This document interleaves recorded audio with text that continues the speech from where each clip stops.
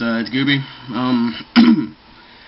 I know it's been a while since I've uploaded anything, so I figured I'd go ahead and cover a few things that, you know, we ended up missing. So first off, I want to talk about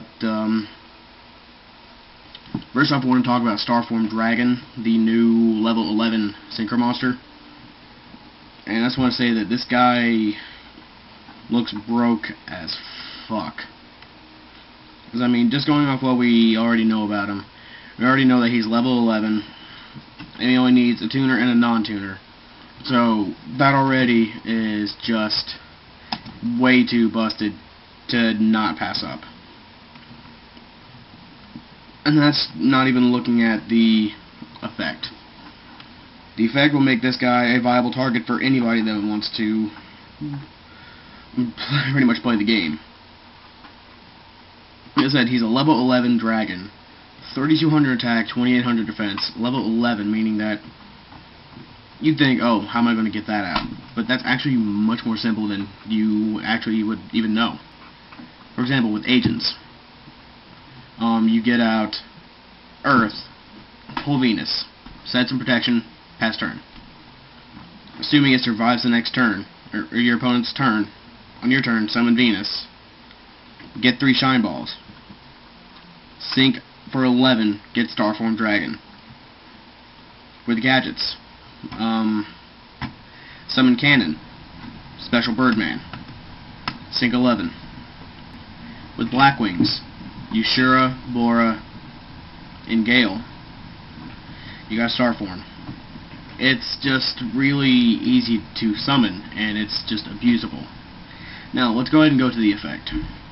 The Starform Dragon does is, it must be synchro summoned, it cannot be special by any other way. Its summon cannot be negated.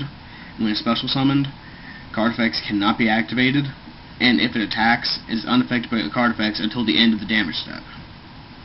So, essentially, the only way to get around this monster is to run it over.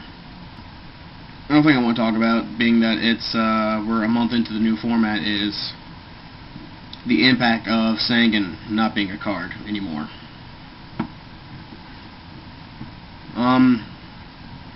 It seems like Sangan being banned is not really a problem. It's definitely hindered some decks. It's made the selection of tour guide targets definitely smaller, because Sangan was the usual go-to guy for tour guide targets. Because, I mean, there's just about, you know, everything you could pull in the current meta. Because, you know, use tour guide, pull rat, pull shark, pull rabbit. Tour guide, pull centipede, not centipede, pull dragonfly, pull ladybug, pull hornet, pull rescue rabbit. He pulled everything, and it's understandable why he got hit, because it definitely puts the brakes to some things you could do. Because if you open tour guide and just sat on Sangan, there's not really much your opponent could do about Sangan, because, you know, he just kind of sat there, and he either sat there or waited till it got banished. So, you know, at the same time, though, I don't really think it's really slammed the meta as much as people like to say it has, because the deck that I can namely think of that got the best use out of Tour Guide and the Tour Guide Sangan combo was Dino Rabbit, because then, you know, if they've already rabbited once and they want to go for their second rabbit in the deck, all they had to do was, you know, sit on Sangan, let it die, and get their other rabbit. But, with that being gone, I guess they just got to wait the old-fashioned way.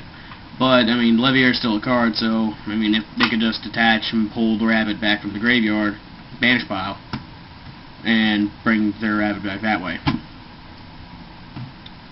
I mean, there's ways around Sangan getting banned. There's cards that pacify Sangan to hit on the ban list, because, I mean, there's still Maxi,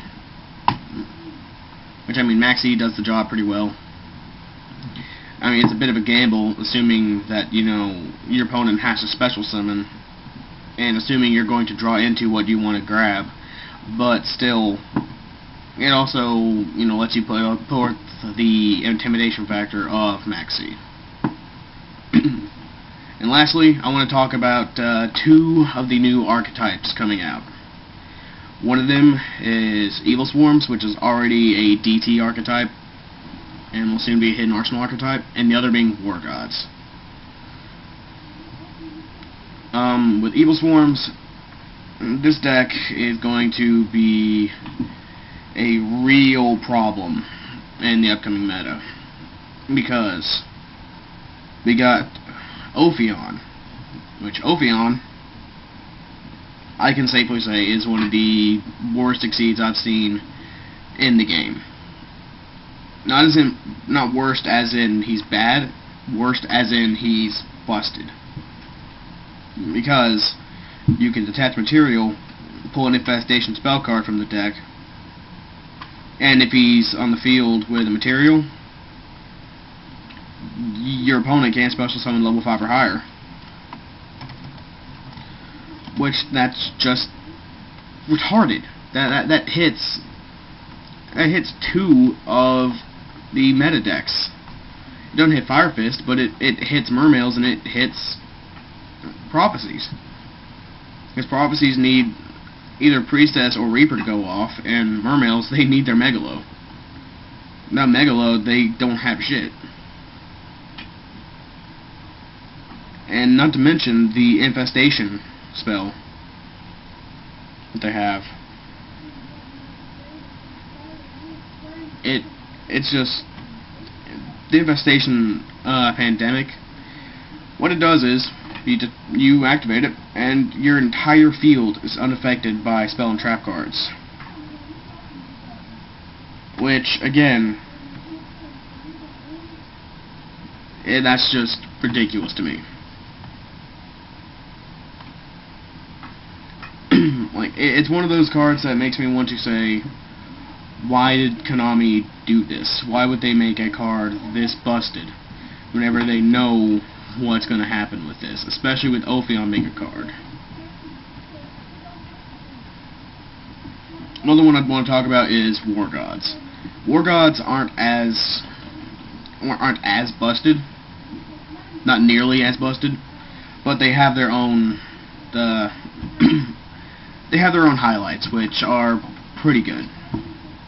I'm going to do a video about the War Gods in their entirety coming up in the week. But as a base run through, we got War God Yamato, which once per turn during your end phase, you can add a War God monster from deck to hand, and then send one card from hand to grave. Which I read this and I think, oh, they're going to be able to pull their Honest, which they have. Yes, they have their own Honest to this archetype, which means that essentially they get to run 5 because they're all lights. Which their Honest is War God Vessel Habakiri, which during damage calculation, when a War God Beast Warrior type monster you control battles an opponent's monster, you send this card from hand to grave, and the original attack of the battling monster is doubled during damage step only. So it has to be Beast Warrior, but hey, guess what Yamato is? Beast Warrior. He's kind of the meal ticket of the deck. If you can stop Yamato, you've stopped most of what the deck's able to do, except for War God Susanoo, which War God Susanoo is also just disrespectful as all hell. But War God Susanoo, he's a rank 4, 2400 attack monster. He requires 2 level 4 War God monsters. And it says, this card can attack every monster your opponent controls once. And once per turn, you can detach a material from this card, add a War God monster from deck to hand, or send one War God monster from deck to grave. And you can only control one Susanoo. Now, him being a beast warrior, you detach material, pull the Dex Honest, pull Habakiri. Which, like I said, Habakiri doubles the attack. So Susanoo attack, damage step, pitch Habakiri. He goes from 24 to a 48, and he attacks every monster on your opponent's board once. So they have 5 monsters. He's going to be attacking 5 different monsters.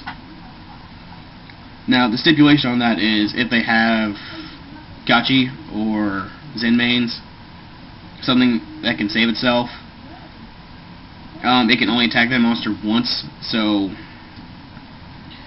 that, I imagine they put that stipulation on there just because of that, because if it could just attack everything on your opponent's board multiple times, I'd imagine that would just be way too mental and way too insane.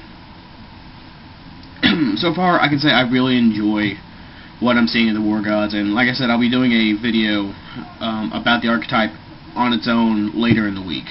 If you have a comment about anything I've said in this video, leave it in the section below, or hit us up on Facebook and Google+. And check out our website. We're still trying to get back into the swing of working on it too. But, I mean, just check it out. We're going to be having articles on it soon, and in coming time, we may even have a podcast on it. Just check it out. It's pretty cool. Well, I'm Gooby, and I'll see y'all next time.